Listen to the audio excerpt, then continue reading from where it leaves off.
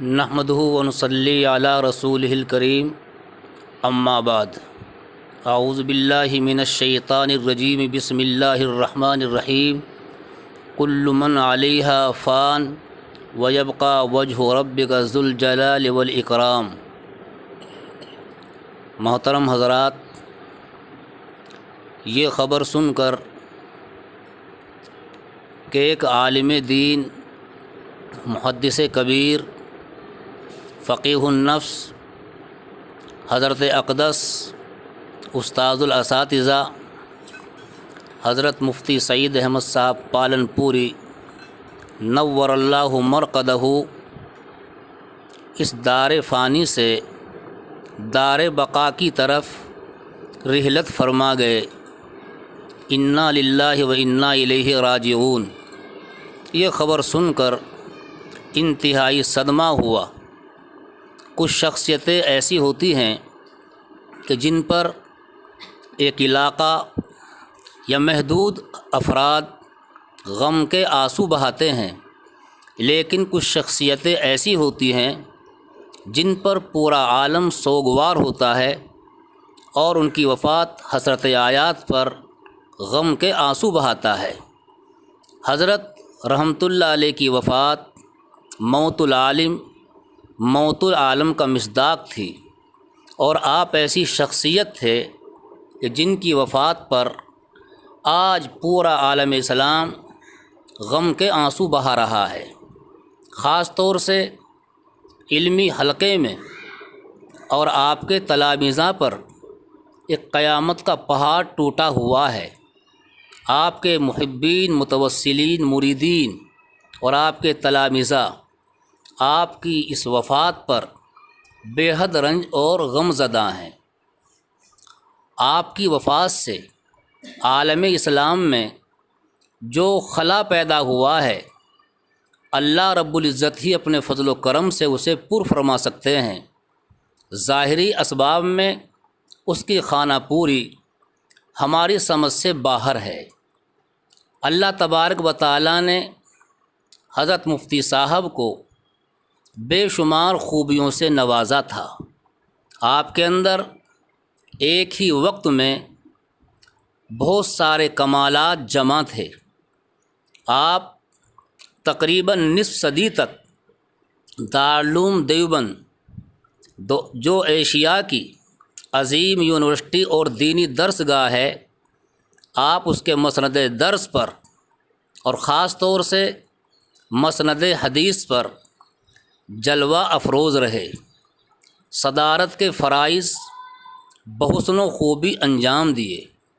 اللہ تعالیٰ نے آپ کے اندر جو کمالات اور جو خوبیاں جمع فرمائی تھی، ان میں اخلاقی اعتبار سے تواضع، انکساری، حلم و بردباری آپ کا ایک نمایاں وصف ہے۔ آپ میں علمی انہماک، علم کے اندر ہمہ وقت لگے رہنا آپ کا ایک نمایاں وصف تھا۔ بچپن ہی سے، طالب علمی کے زمانے ہی سے آپ کے اندر ایک علمی دھن تھی جو آپ کو علم کے اندر لگائے ہوئے تھی۔ فراغت کے بعد آپ نے علمی مشغولیت اور علمی انہماک کو اپنا اوڑھنا بچھونا بنائے رکھا۔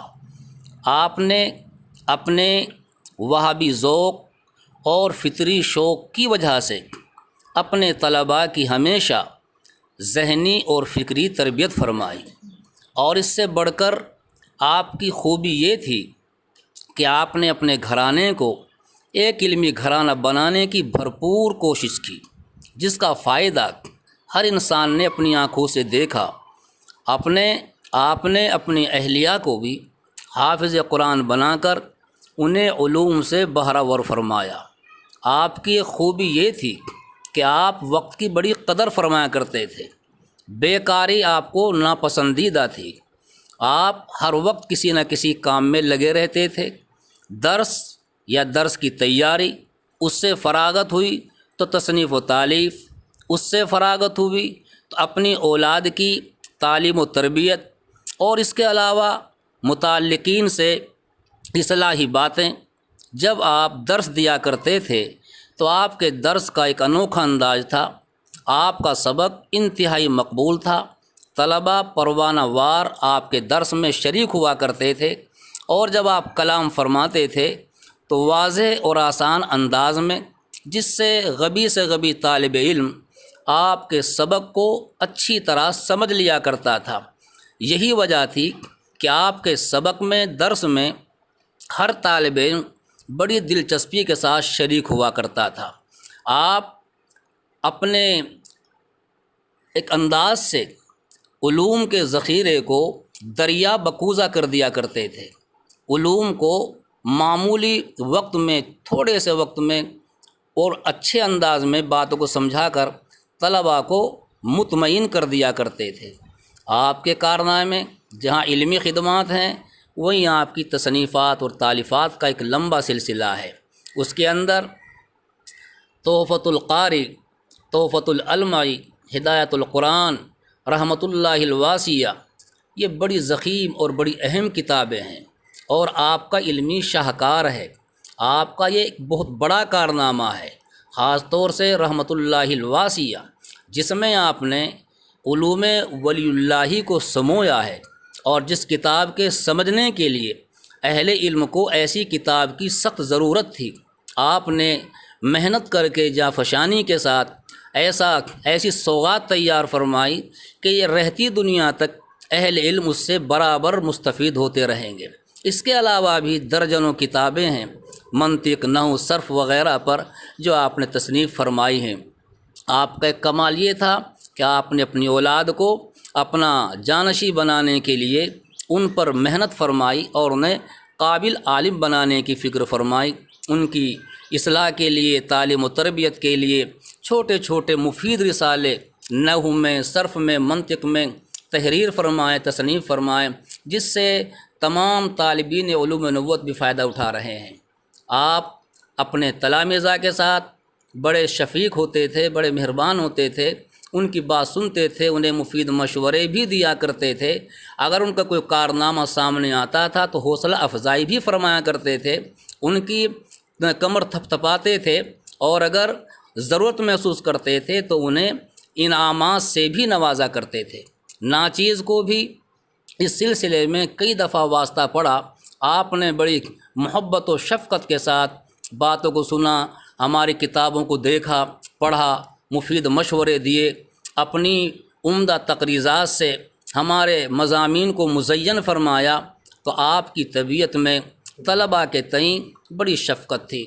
اللہ تعالیٰ نے آپ کو بے شمار خوبیوں سے نوازا تھا، وقت کی بڑی قدر فرماتے تھے، اپنے محبین و متعلقین کے ساتھ بھی آپ کا رویہ بہت ہی عمدہ تھا۔ آپ وقت کے عالم دین ہونے کے ساتھ ساتھ عارف باللہ اور ولی کامل تھے۔ آپ کا انداز گفتگو مناقضانہ اور معارضانہ نہیں ہوتا تھا، بلکہ ادیبانہ، فصیحانہ، بلیغانہ، محدثانہ اور فقیہانہ ہوا کرتا تھا۔ بلا تفریق آپ پر سبھی علماء کا اتفاق ہے کہ آپ ایک سادہ لو آدمی تھے اور متفق علیہ شخصیت تھے۔ آپ کی شخصیت پر کسی کو کلام نہیں ہے۔ اللہ تعالیٰ سے دعا ہے، اللہ تعالیٰ آپ کے چھوڑے ہوئے نقوش کو تا قیامت زندہ رکھے، اور ہم سب کو ان پر عمل کرنے کی توفیق عطا فرمائے۔ وما علینا الا البلاغ۔